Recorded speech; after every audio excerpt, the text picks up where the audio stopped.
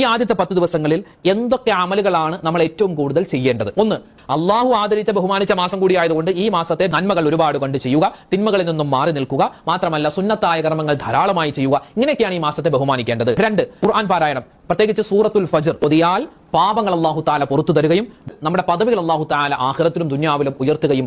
മഗ്രിബിന് ശേഷം യാസീൻ ഓതൽ പ്രത്യേകം നല്ലതാണ്. പ്രത്യേകം മനസ്സിൽ കരുതി ഓതേണ്ട ഒരു സൂറത്താണ്.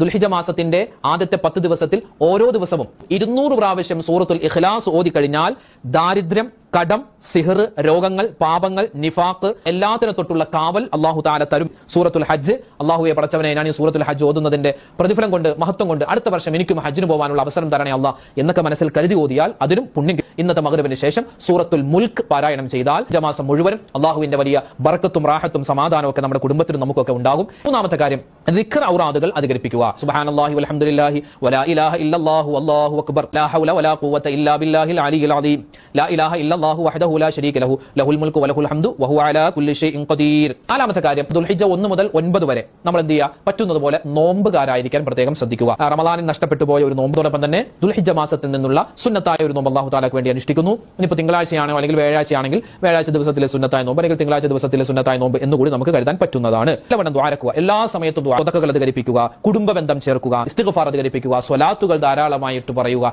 സുന്നത്തായ കാര്യങ്ങൾ ധാരാളം ചെയ്യുക. എപ്പോഴും ചെയ്യേണ്ടത്, പ്രത്യേകിച്ച് ദുൽഹിജ്ജ മാസത്തിന്റെ ആദ്യത്തെ 10 ദിവസങ്ങളിൽ നമ്മൾ പ്രത്യേകമായി ചെയ്യേണ്ട കാര്യം. ഇത് മറ്റുള്ളവർക്ക് എത്തിച്ചു കൊടുക്കാൻ മറന്നു പോവേണ്ട